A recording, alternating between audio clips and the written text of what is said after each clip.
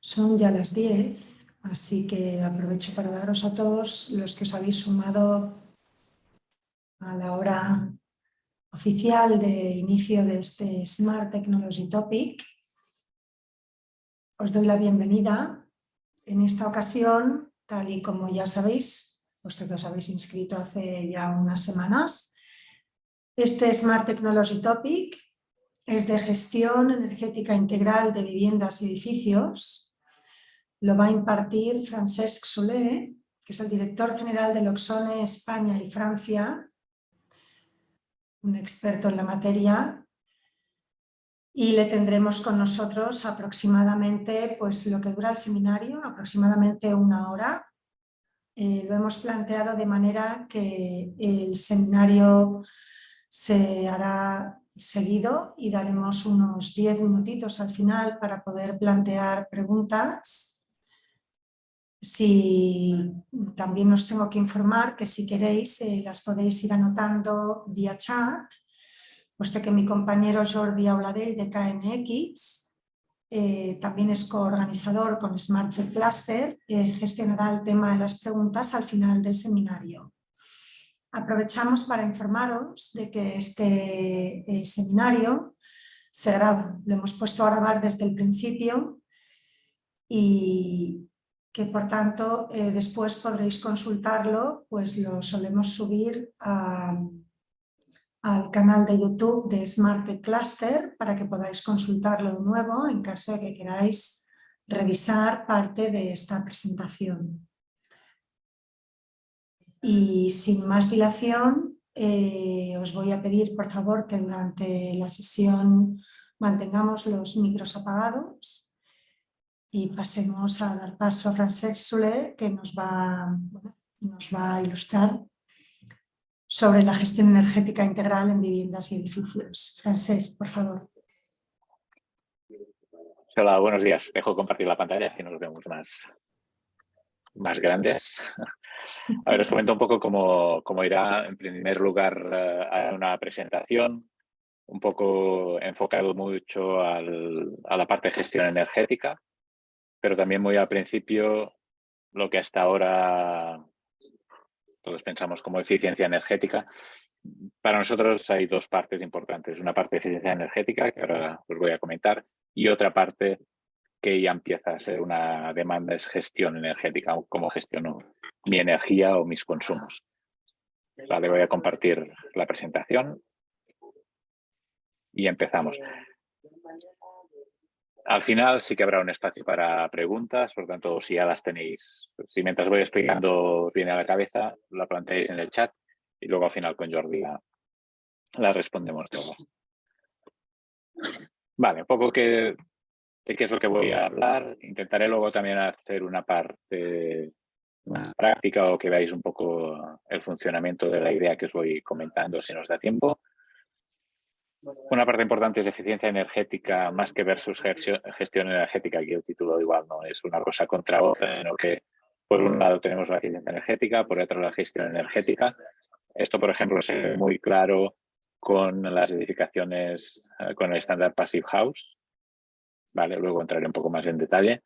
En esta parte donde miran mucho la gestión energética y ahora cada vez más se está tendiendo a mirar también la parte de, bueno, cuáles son mis consumidores y cómo gestiono esa energía dependiendo de las condiciones de mi edificio.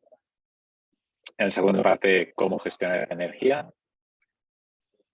Y en la tercera parte, cómo podemos hacer un proyecto más eficiente que contenga ya todos estos parámetros de automatización, porque eficiencia energética, gestión energética, no deja de ser toda automatización.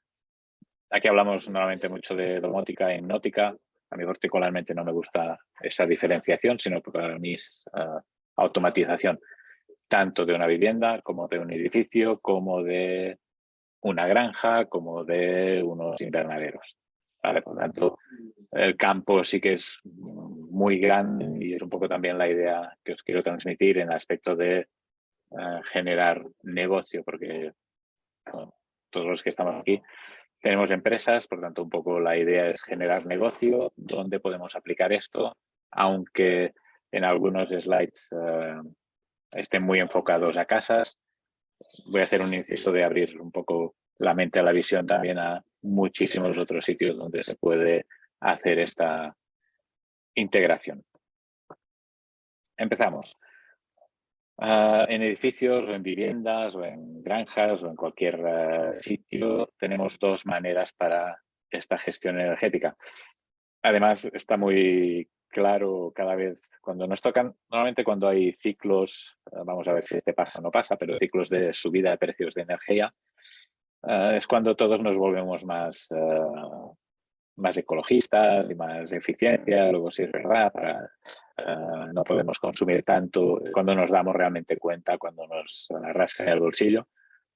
Y vamos a intentar aprovechar esa, no me sale la palabra, pero esa conciencia más de gastar menos, porque no es simplemente tener menos factura, sino que eso interviene en muchos más pasos, menos necesidad de energía, menos se está planteando ahora en las noticias y en todos lados, pues cómo podemos traer energía de otros países. Bueno, a lo mejor este planteo a corto término sí que está bien, porque ahora mismo tenemos la estructura energética que tenemos, pero sí que se debería también pensar a largo plazo cómo vamos a gestionar o cómo vamos a poder ser más autónomos energéticamente.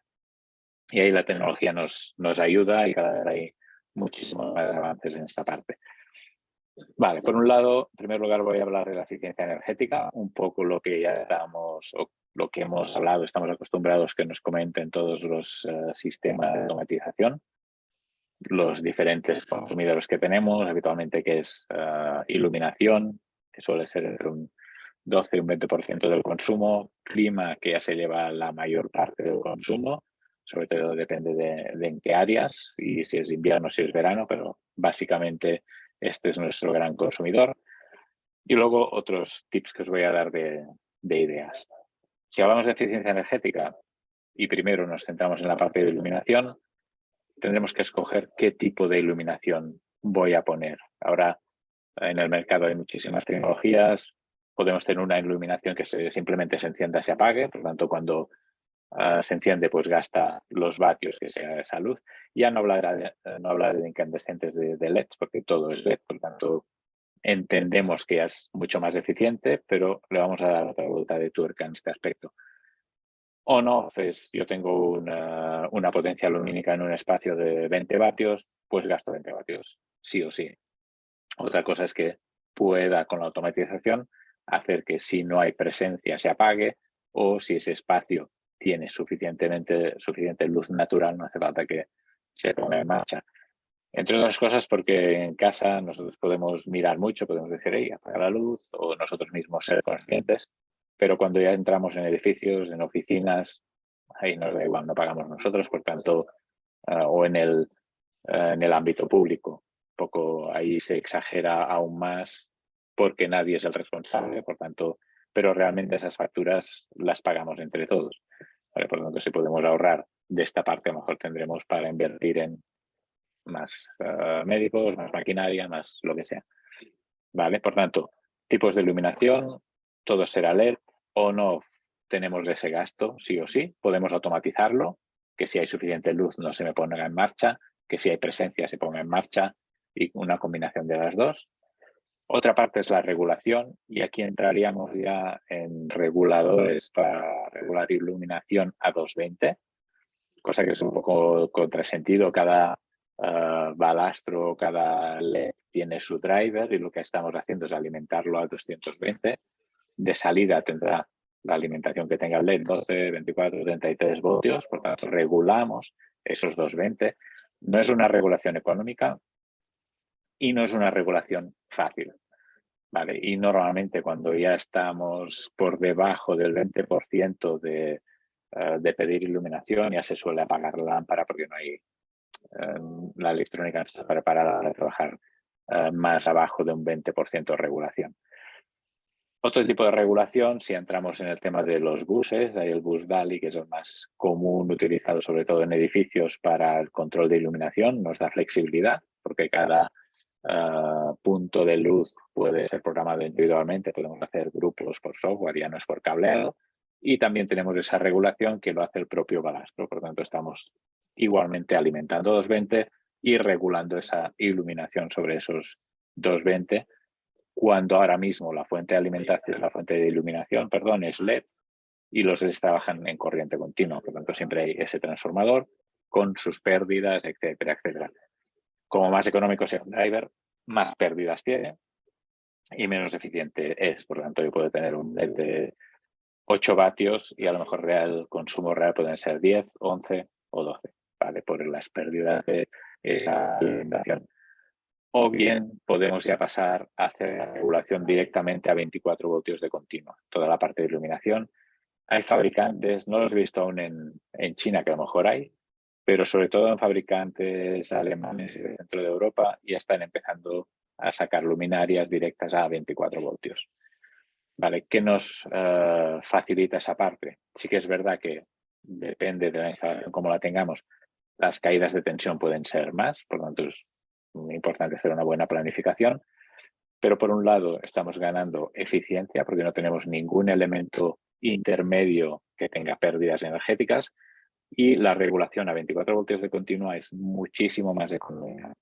Por lo tanto, podríamos llegar a tener toda la iluminación regulada con un gasto mínimo en cuanto a los reguladores. Por otro lado, cuando hablamos también de bioconstrucción, la bioconstrucción se mira, quizá no tiene tanto a ver en la eficiencia energética, pero es una parte importante, todos los campos electromagnéticos que haya en el entorno del edificio. Cualquier alimentación a 220, desde el pulsador a la iluminación, nos está generando la corriente 220 de alterna campos electromagnéticos, por lo que estamos teniendo realmente campos electromagnéticos por todos lados. Si se alimenta a 24 voltios de continua, se acaba este problema, igual que los pulsadores, igual que toda esa parte. Por tanto, podemos reducir muchísimo esa parte de radiación electromagnética por esa parte de la iluminación, que normalmente son los dispositivos que están más horas puestos en marcha. Una persiana o así estará los minutos, 2 minutos que tarden en subir o tarde en bajar, pero en cuanto a iluminación. Vale, por tanto, aquí hay un campo no simplemente en el hecho que muchos tenemos en la cabeza, bueno, cambio, al haber hecho el cambio de incandescente a LED, pues ya está, ya soy eficiente. No, podemos darle una vuelta de tuerca más a esa eficiencia.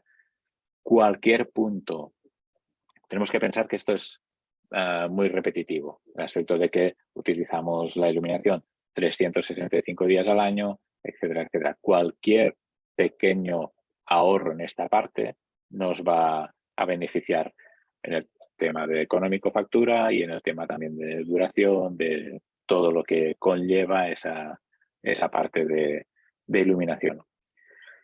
Por otro lado, clima, tanto calor como frío, es una de las partes que nos consumen más. Estaríamos hablando entre el 70-80% del consumo no suele venir por aquí. Por lo tanto, es una de las partes importantes a controlar. Y aquí normalmente cuando se habla de control de clima en sistemas, voy a comentarlo otra vez, sistemas domóticos, sistemas de automatización, normalmente nos centramos simplemente en la habitación. Tenemos un termostato en la habitación y ajusta a esa temperatura objetivo que nosotros le ponemos. Y aquí hay termostatos más avanzados, los sistemas más avanzados, donde puedes ponerle qué tipo de calefacción es, para que tenga en cuenta la inercia, si es un suelo radiante, si son radiadores, si es un fan coil, si es un split. Hay sistemas más lentos o sistemas más rápidos. Una de las partes importantes, desde mi punto de vista, si solo hablamos en la parte de habitación, es un controlador que sea predictivo. Es decir, yo puedo darle, puedo decirles un suelo radiante, pero ese suelo radiante, como parte de su funcionamiento es precisamente radiación, se va a comportar muy distinto en medio de enero o bien a mitades de marzo. ¿Por qué? Porque las horas de insolación son distintas, la temperatura es distinta, el comportamiento del edificio es distinto porque está en marzo menos frío toda la estructura que no en enero. Por tanto, Yo no puedo tener un controlador que sea fijo, solo radiante, ese solo radiante siempre tiene sus propias características, sino que necesito un sistema que vaya adaptando, ¿vale? Esa adaptación supone ahorro energético también, porque a mitades de marzo necesito seguro menos impulsión o menos temperatura que a mediados de enero. Por eso el segundo punto es el control de sala calderas. Desde mi punto de vista no puede ser independiente a los termostatos, sino que esa impulsión que hasta ahora es simplemente por temperatura exterior y la sonda de temperatura exterior se pone cara norte, por tanto siempre estamos impulsando en la peor de las condiciones. Y si yo tengo un edificio, por ejemplo aquí en nuestras oficinas hay una parte cara sur, una cara norte. Cara norte en invierno puede estar a 2 grados, a 0 grados o a 1 grado negativo, y la cara sur puede estar a 12 grados porque hay una insolación. Entonces yo no puedo tener siempre como referencia esos 0 grados, ese 1 grado, esos -2, ¿vale? Sino que lo que necesito es un sistema que tenga en cuenta las temperaturas de cada habitación, el objetivo, la temperatura real y los metros cuadrados de la habitación para saber cuánta cantidad de calor o cuánta cantidad de frío necesito. Me voy a tirar un poco para atrás. Hace unos años, cuando se ponían solo radiantes, se ponía una mezcladora fija, ¿vale? Una ruedecita, ponías 40 grados, pum, a piñón. Daba igual si ese día hacía más calor o menos, ya paraban si es que tenías termostatos en cada estancia, ya paraba el termostato.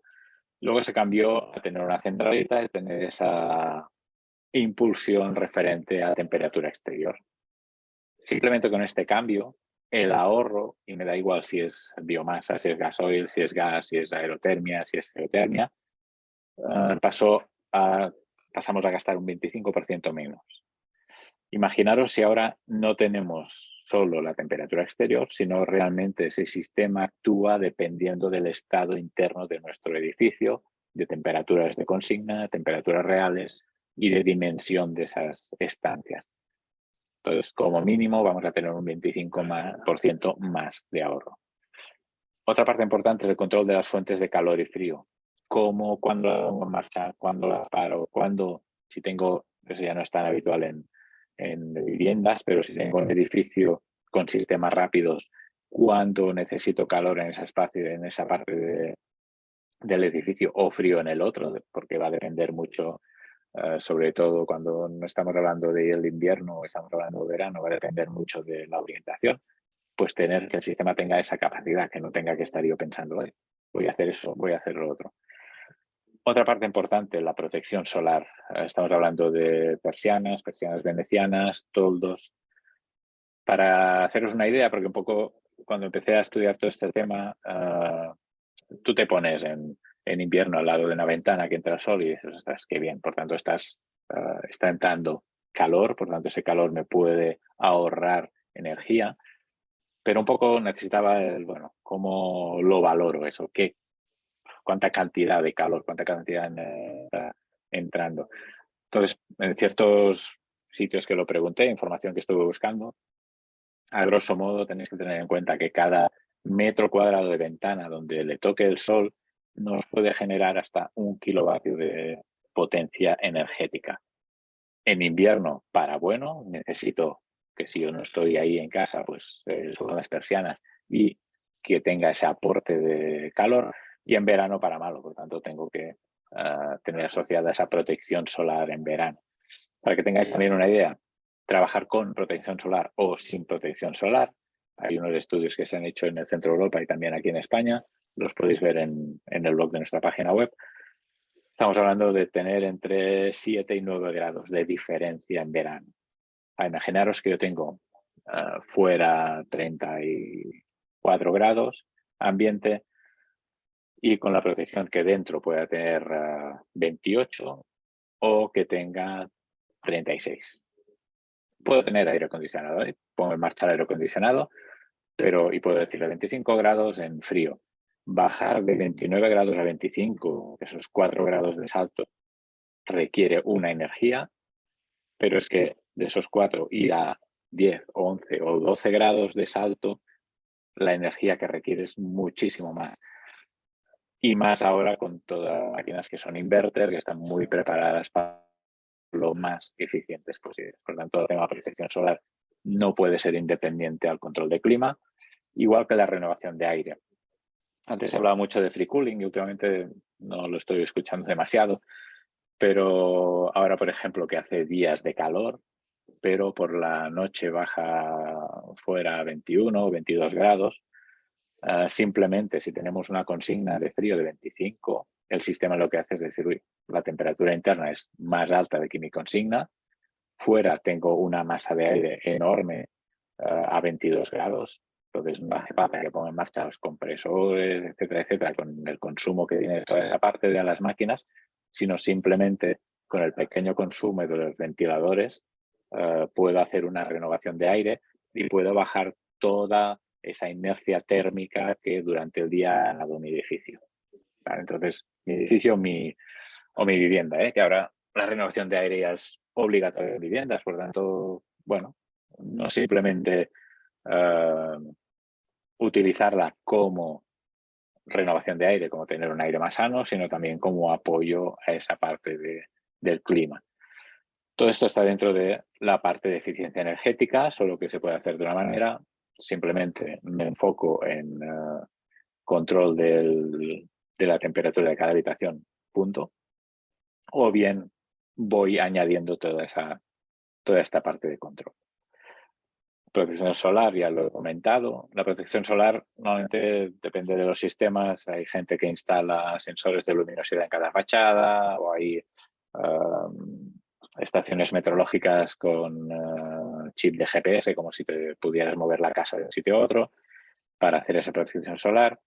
Una de las cosas buenas es trabajarlo con las geocoordenadas, saber dónde tienes tu casa y a partir de ahí sabes cuándo sale el sol, cuándo se pone el sol y cuándo tiene esa protección solar que actuar, siempre dependiendo evidentemente de la temperatura interna. Si la temperatura interna no pasa de esos 25 en frío, a lo mejor es que es un día nublado, por tanto no hace falta que oscurezca mis espacios, ¿vale? Por tanto, ahí es una de las partes importantes en cuanto a eficiencia energética. Estos serían para nosotros, o desde nuestro punto de vista, unas partes importantes de eficiencia energética.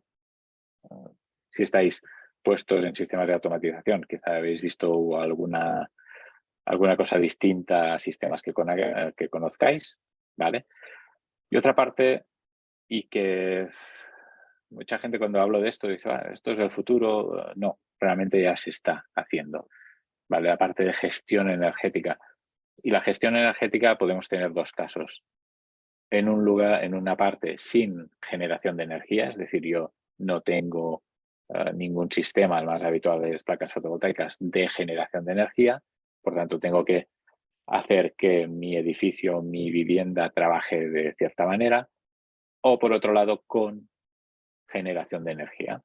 Vale, entonces ahí tenemos que darle otro enfoque.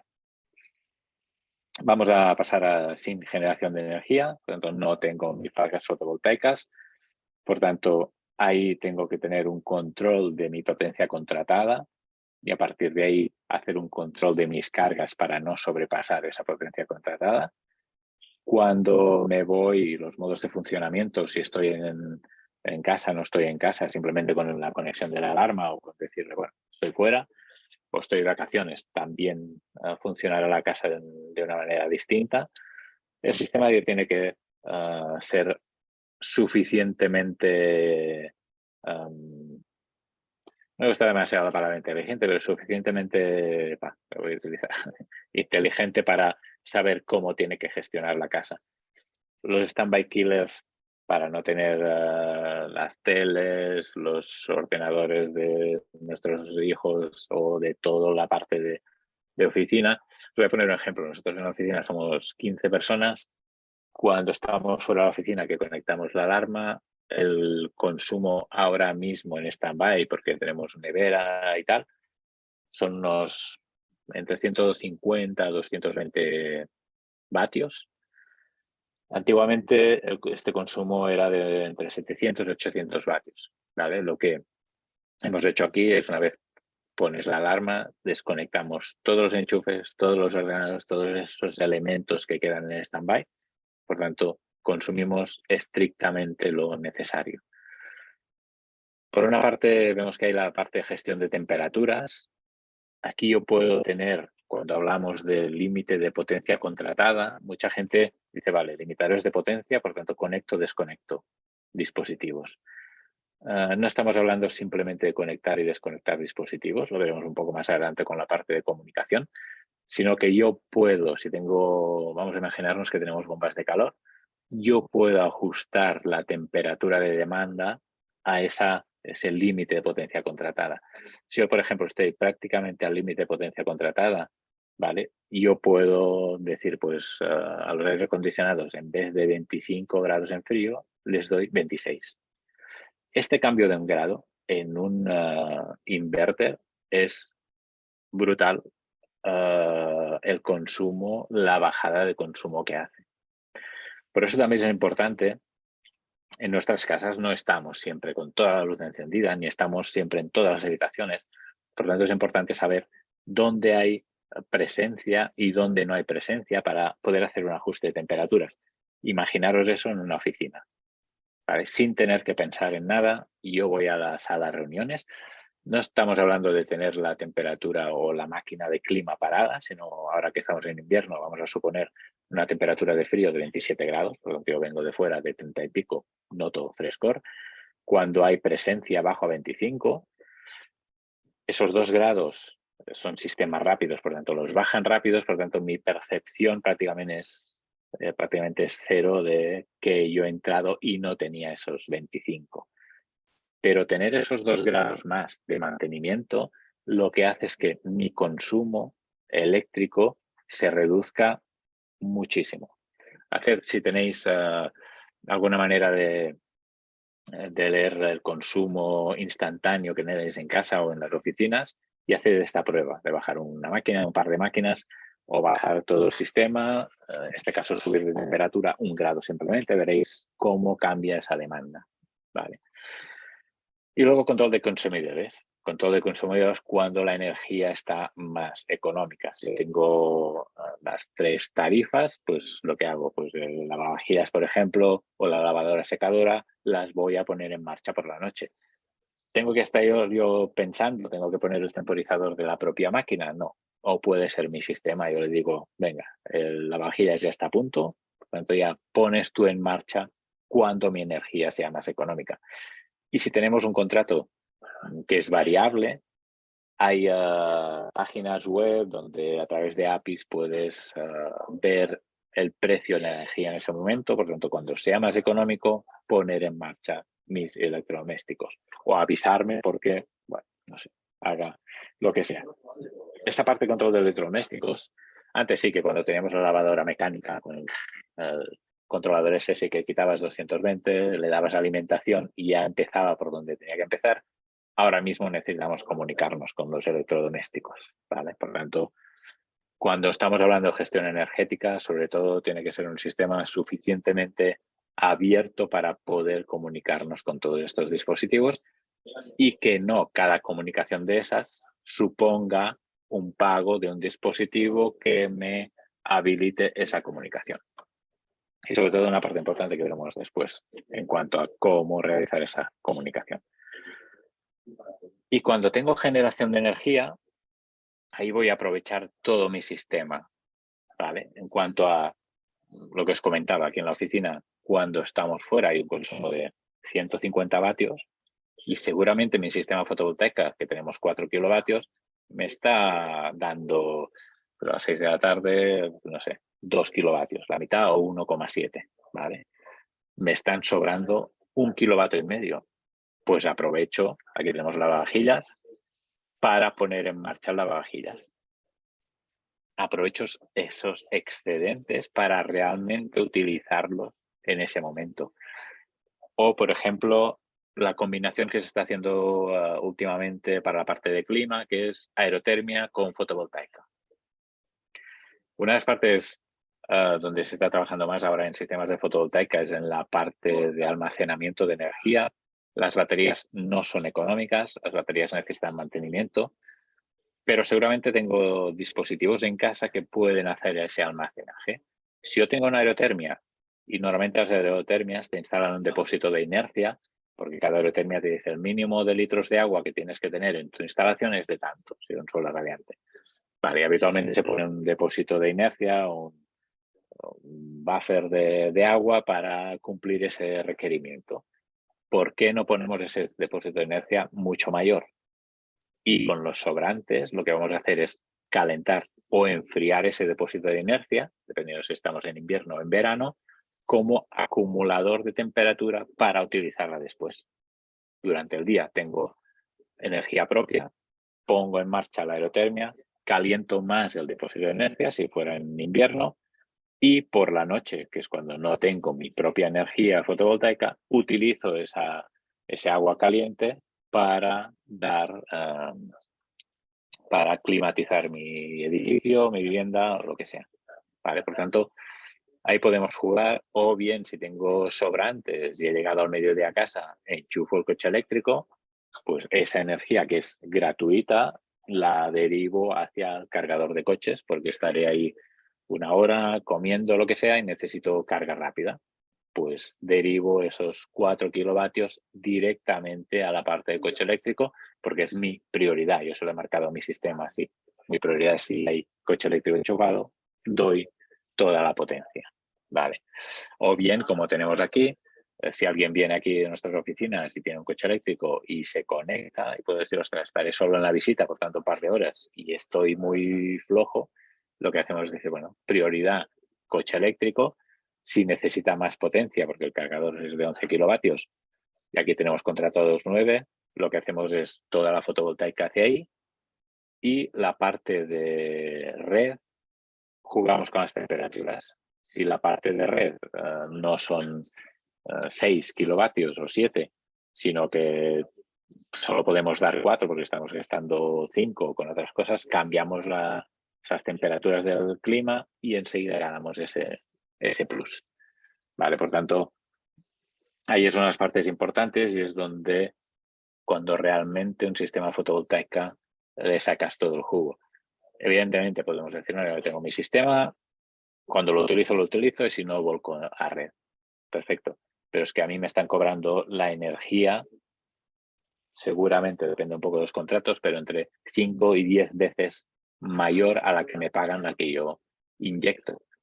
¿Por qué tengo que regalarles energía a esas compañías que ya tienen suficientes ingresos? Lo que tengo es mi propia energía, la voy a utilizar para mis consumidores. ¿Vale? Entonces, la idea fundamental en la parte de gestión energética, por un lado eficiencia, que es lo que me gustaría que quedara claro en esta charla, por el otro lado gestión energética. Las dos cosas son igual de importantes. ¿Cómo se hace? Por ejemplo, en nuestro caso, en Loxon tenemos el mini server, este es el cerebro, el servidor web, aquí podemos tener visualización que se crea automáticamente, por lo tanto, menos tiempo de desarrollo, lógicas ilimitadas, reloj astronómico, porque ponemos dónde se instala y dónde hay nuestra instalación, facilidad de integración también con audio, accesos, etcétera, etcétera. Y aquí es la parte importante. ¿Comunicación con qué? Comunicamos con KNX, con Apple HomeKit, con Home Connect. Home Connect, para los que no lo conozcáis, Bosch, Siemens, Balay, Gaggenau, algunos otros, los electrodomésticos son Home Connect. Por tanto, sin ningún pago posterior, el mini server puede comunicar con esos electrodomésticos y hacer esa gestión de cargas que os he comentado con la parte de electrodomésticos. O darnos aviso. Puedo tener una nevera y esa nevera, por lo que sea, se para, se estropea y la temperatura sube más de lo que debería, me puede avisar. Comunicación con Modbus, tanto RTU como TCP/IP, DALI, que comentaba antes, la parte de iluminación o BACnet IP. ¿Vale? Por tanto, ahí tenemos muchísima parte. Si os fijáis, el propio mini server ya tiene entradas digitales, salidas de relé, etcétera, etcétera. Por tanto, ya nos puede dar muchísimas opciones simplemente con el propio mini server. Aquí un poco la visión de toda la parte de comunicaciones que tenemos. Otra parte importante para mí es el e-bus. Aquí en España no he oído hablar mucho aún, pero sobre todo en Centro Europa. e-bus es un bus estándar que se ha creado precisamente para todo el tema de gestión energética. Aquí hay fabricantes de inversores de fotovoltaica, fabricantes de electrodomésticos, fabricantes de cargadores de coches. Todo lo que tiene que ver con dispositivos, tanto consumidores como generadores de energía, están con e-bus. El otro día un partner que se compró un Volkswagen eléctrico me pasó la ficha técnica del cargador que pone, y el cargador de Volkswagen ya tiene el protocolo e-bus. Y ese protocolo se integra en nuestro mini server sin ningún coste adicional. Esto fue una actualización de firmware gratuita de hace un año, año y medio. Por tanto, lo tenemos y ya está, sin ningún coste. Pero aquí veis un poco todo el mapa de comunicaciones, que eso es lo que os comentaba, que es importante tener todas esas comunicaciones y sobre todo si no pueden tener coste adicional, pues perfecto.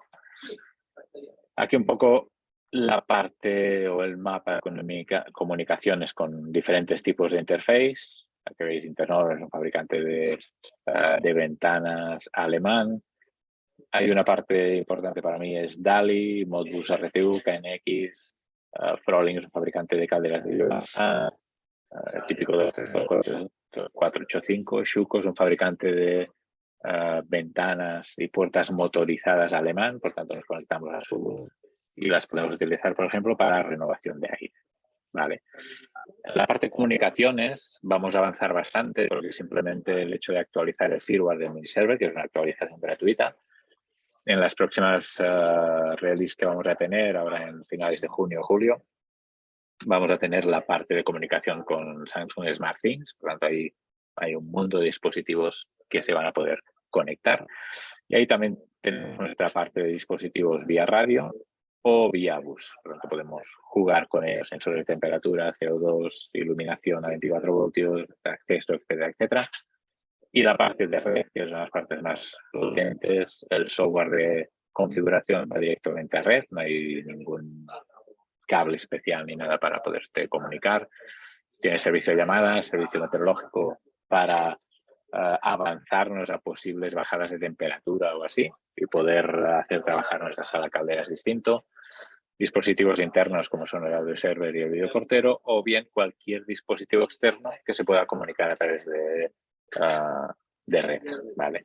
Unos casos, por ejemplo, es sistemas de reservas de hoteles que trabajan con Booking, que trabajan con todos estos motores de reservas.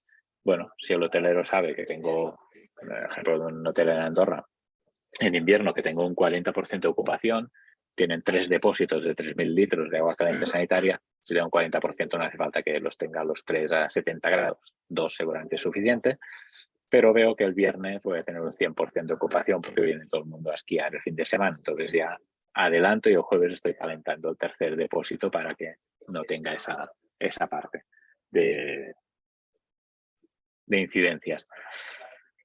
Una parte importante, no trabajamos en la nube, ¿vale? Todos son datos que están en el mini server, que se comunican en el mini server, con HomeConnect comunicamos directamente sin pasar por la nube de HomeConnect, con SmartThings será lo mismo, con tanto Alexa como con Siri son controles de voz que pueden trabajar sin estar en la nube, ¿vale? Un poco aquí es mi edificio, mi casa y tengo mis datos. Si no tengo internet, ¿qué pasa? Pues que no me va a poder mandar mensajes y que no voy a acceder desde el exterior, pero el funcionamiento va a ser exactamente el mismo que si tengo internet. El software descarga tanto de la aplicación como del software de configuración es gratuito, por lo tanto podéis empezar ya de cero y gratuitamente. Si os descargáis la aplicación, podéis conectaros a un servidor web que hay en Austria y ver un poco cómo es el entorno de la aplicación. Y otra parte súper importante para mantenimiento es gestión remota. Tenemos notificaciones en la app, notificaciones por mail, todo esto gratuito. Y podemos acceder a los sistemas, ver qué está pasando y poder actuar o no dentro de esa instalación y ver qué es lo que sucede para poder ir con el recambio adecuado, mejor de válvulas, a lo mejor de otra parte. gestión de estadísticas. De cualquier dato que tengamos podemos tener estadísticas sin límite. Y luego, voy a ir un poco más rápido, ¿cómo podemos hacer un proyecto más eficiente? Nuestra filosofía es minimizar al máximo dispositivos, instalación, puesta en marcha, programación y minimizar el factor humano.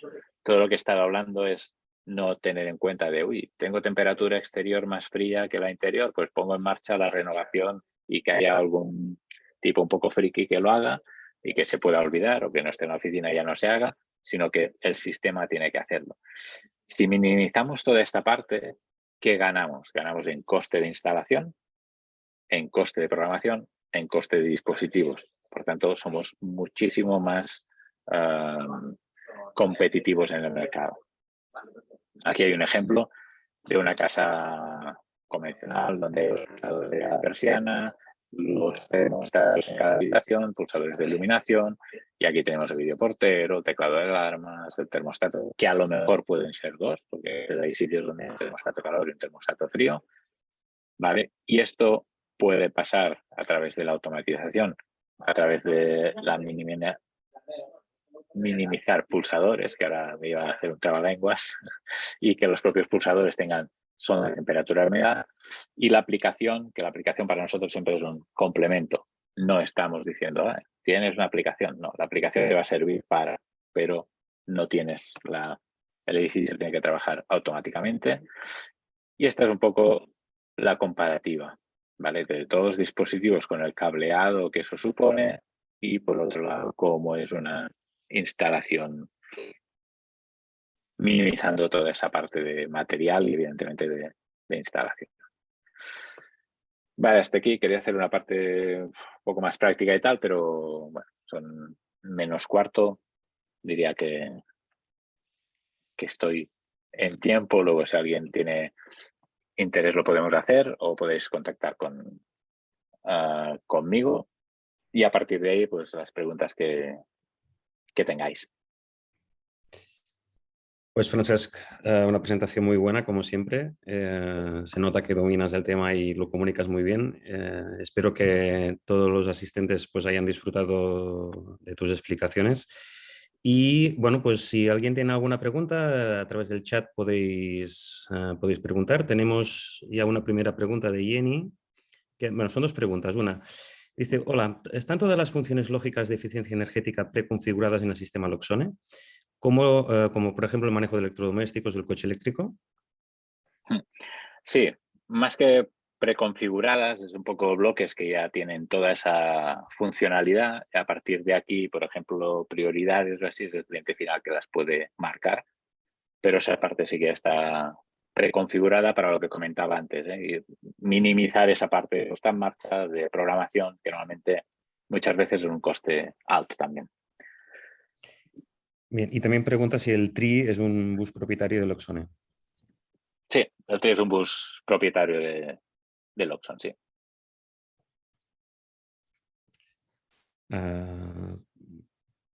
¿Alguien más tiene preguntas? Es un buen momento porque, como veis, Francesc es una enciclopedia abierta en muchos campos, no solo... Sí, aprovechad porque me hago mayor y luego ya cada vez tengo menos memoria, por tanto, a lo mejor el año que viene me olvido de algo. Yo aprovecho que nadie pregunta de momento para preguntarte, todo el sistema de gestión con electrodomésticos, ¿qué grado de cobertura está ahora mismo para poder comunicar con ellos o qué sistemas están utilizando los principales fabricantes? Claro, nosotros el primero que sacamos, que es Home Connect, que es Siemens, Bosch y Balay, que están aquí en Zaragoza. Un poco el roadmap que tienen estos fabricantes, tanto Siemens como Bosch como Balay, hasta ahora el tema de Home Connect o electrodomésticos conectados estaban en electrodomésticos de media gama y alta gama. Vale, yo, por ejemplo, tengo un lavavajillas que me lo cambié hace poco de 600 euros y tiene Home Connect. Y la previsión ya de cara al año que viene es que todos los electrodomésticos, tanto de media como alta gama, como baja gama, tengan esa implementación de Home Connect. Por lo tanto, al final va a ser sencillo encontrar electrodomésticos con comunicación. Miele, por ejemplo, tiene su propia comunicación, que también la tenemos integrada. y ahí la tienen ya en todos sus electrodomésticos. ¿Y qué tipo de funciones te dejan interaccionar? O sea, ¿realmente te permiten hacer varias cosas o simplemente un paro marcha del equipo? No, puedes, por ejemplo, en el lavavajillas tú puedes evidentemente poner en marcha parar. También puedes escoger qué programa vas a utilizar. Imaginemos que tienes sobrante, pero no tienes excesivo sobrante, entonces vas a poner en marcha el programa económico, que tiene una media de consumo de unos 600 vatios. Vale, eso ya lo pones en el bloque de control de cargas. Y luego depende un poco de esa necesidad o ese sobrante, si es que tengo sobrantes. Pero, por ejemplo, una de las cosas que es importante también para mí, no está tan ligado a eficiencia energética, pero sí que si tenemos a nuestros padres que son mayores y viven solos, tú puedes saber del horno si a lo mejor hace 4 horas que está puesto en marcha y no se ha parado.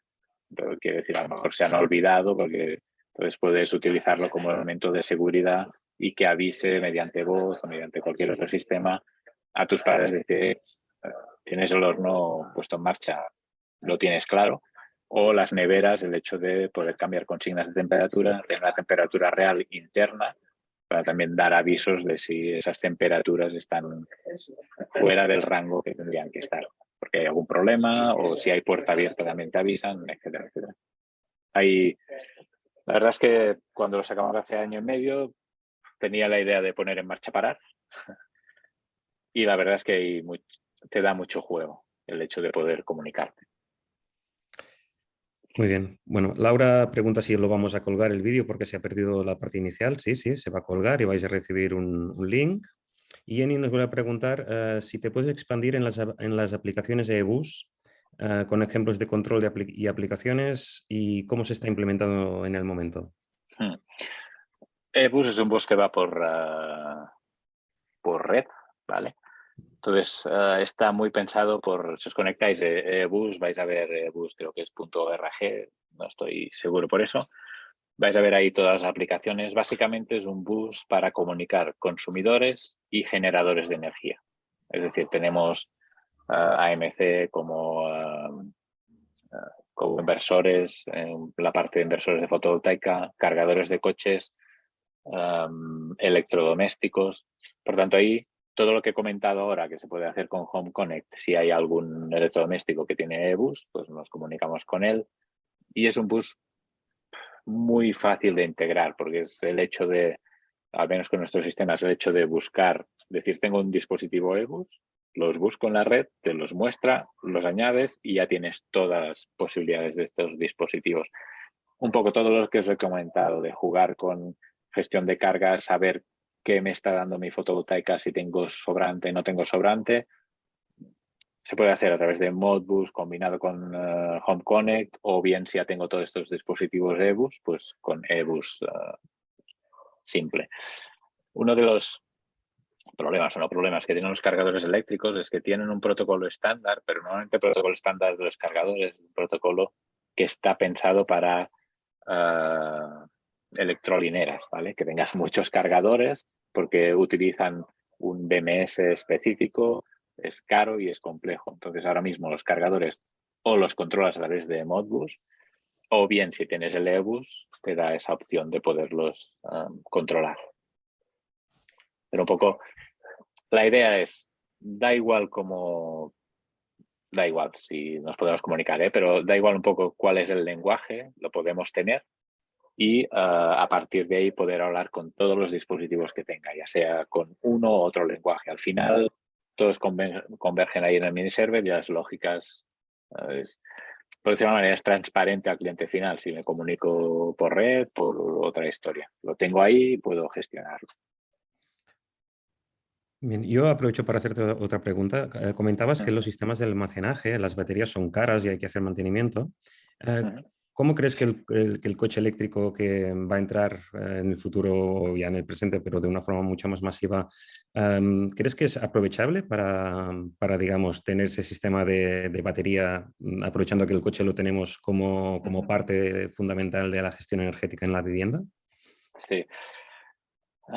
Esto hace un par de años había cargadores que te permitían hacer cargar y por la noche, por ejemplo, utilizar las baterías de los coches para utilizar como batería doméstica. Y por lo que tengo noticias en los últimos días se ha abandonado bastante esta idea y se está trabajando más en el tema de baterías para casas, ya con más garantía. Hace ahora 2 semanas estuve en Múnich en una feria, sobre todo hablando con la gente de Huawei, pero tanto Huawei como Fronius están sacando baterías tipo la batería de Tesla Powerwall, que sea montable en el exterior, que tiene garantía de 10 años. A los 10 años tienes una pérdida de un 20% en esa capacidad de batería. Entonces se está trabajando, se está moviendo mucho el mercado para...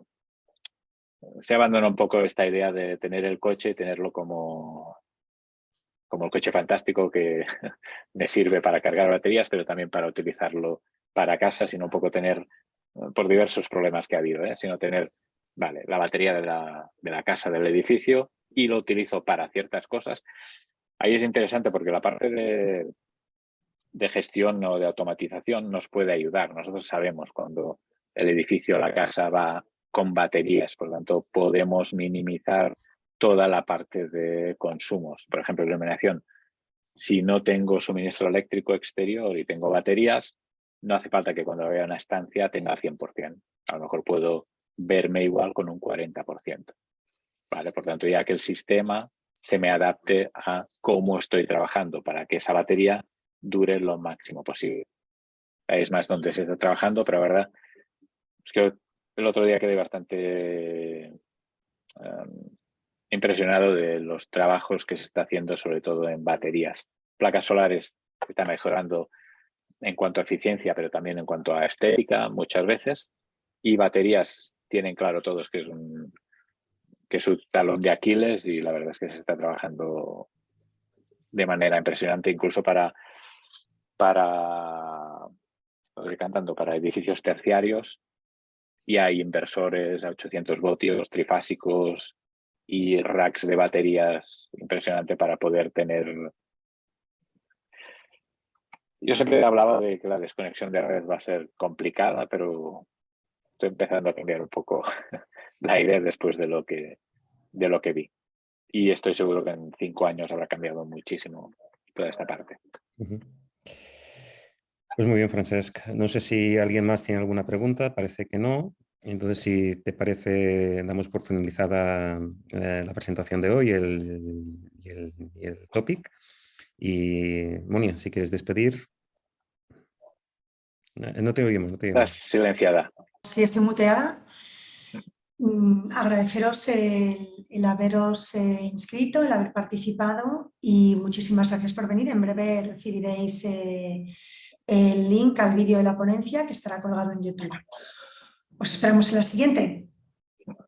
Muchas gracias a todos. Gràcies, Francesc. Moltes gràcies, Jordi. Nos vemos, hasta luego. Gracias a todos. Que vayan